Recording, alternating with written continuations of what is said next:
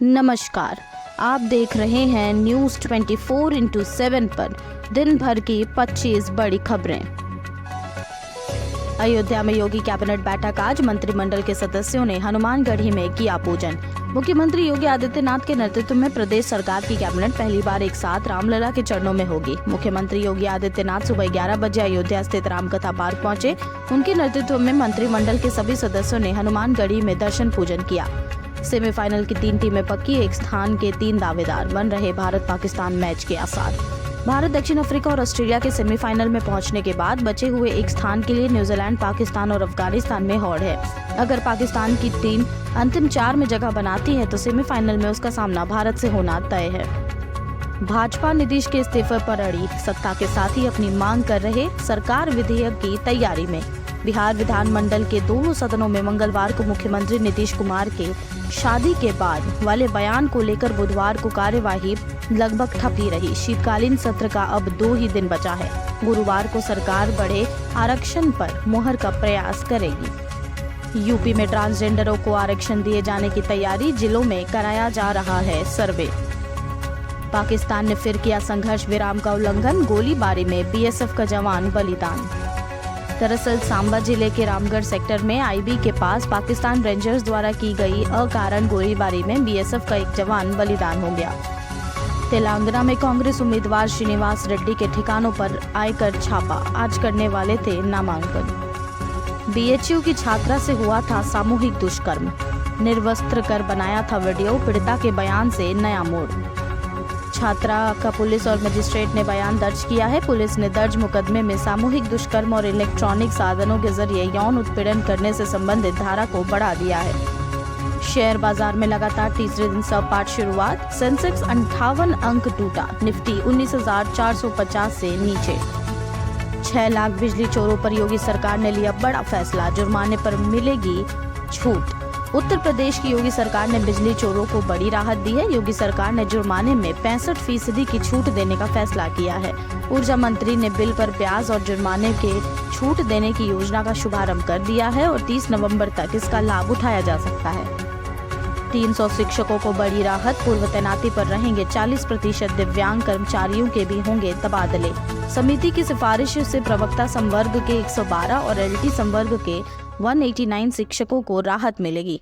दुर्गम में इन सभी शिक्षकों ने सुगम के लिए जो विकल्प दिए थे, विभाग ने उनसे जुदा स्कूलों में उनका तबादला कर दिया था।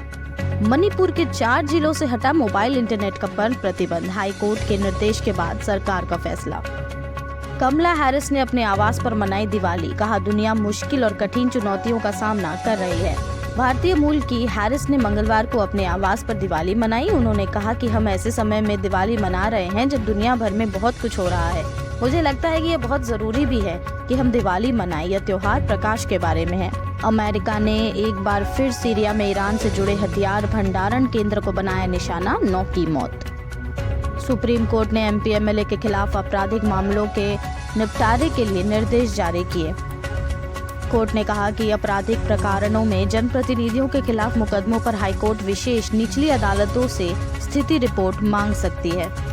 पीएम नेतन्याहू ने कहा बंधकों को छोड़े बिना नहीं होगा युद्ध विराम। गाजा में 24 घंटे में 214 लोगों की मौत। नीतीश पर पीएम मोदी ने साधा निशाना, बोले विधानसभा में इतनी भद्दी बातें की, कितना नीचे गिरोगे। दरअसल प्रधानमंत्री मोदी बुधवार को गुना जिले में दौरे पर पहुंचे। यहां उन्होंने जनसभा को संबोधित करते हुए नीतीश कुमार के विधानसभा में दिए बयान पर निशाना साधा और इस देश की बेइज्जती बताया। तृणमूल कांग्रेस की सांसद महुआ मोइत्रा के खिलाफ सीबीआई जांच की सिफारिश, निशिकांत दुबे का दावा। निशिकांत दुबे ने 21 अक्टूबर को मोइत्रा के खिलाफ भ्रष्टाचार विरोधी लोकपाल में शिकायत दर्ज कराई थी, जिसमें उन पर संसद में सवाल उठाने के लिए रिश्वत लेने का आरोप लगाया गया था। 10 राज्यों में 55 जगहों पर छापेमारी, मानव तस्करी में शामिल 44 दलाल गिरफ्तार, बड़ी मात्रा में कैश बरामद। नीतीश की बात पर प्रियंका से भिड़ गई रेखा। बिहार विधानसभा में मुख्यमंत्री नीतीश कुमार द्वारा दिए गए बयान के बाद से जंग छिड़ गई है। वहीं राष्ट्रीय महिला आयोग की अध्यक्ष रेखा शर्मा और शिवसेना सांसद प्रियंका चतुर्वेदी के बीच सोशल मीडिया एक्स पर युद्ध छिड़ गया। दिवाली में इजरायली बंधकों के लिए उम्मीद का दीप जलाएं, इजरायली राजदूत की भारतीयों से अपील। पहाड़ों पर हिमपात से उत्तराखंड, कश्मीर और हिमाचल में बढ़ेगी सर्दी। आज पंजाब, हरियाणा में बारिश के आसार। मौत से बचाने के लिए देश में 90 बच्चों को लगा 17 करोड़ का इंजेक्शन। फिर चर्चा में आया जोलगेमसा। बिल से जुड़ी राज्यपाल की शक्ति पर हाई कोर्ट के आदेश को चुनौती। सुप्रीम कोर्ट पहुंची केरल सरकार।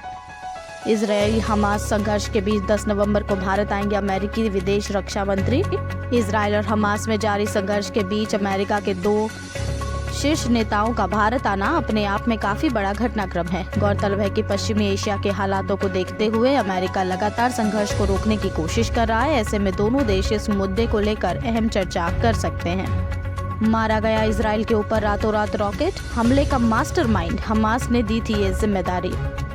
IDF ने कहा कि हमारे सैनिक गाजा पट्टी में अंदर घुसकर हमले कर रहे हैं, जिसमें आतंकियों को मार गिराया जा रहा है। खबरों का सिलसिला यहीं समाप्त होता है। देश दुनिया की बड़ी खबरें लेकर कल हम फिर हाजिर होंगे। तब तक देखते रहिए News 24/7।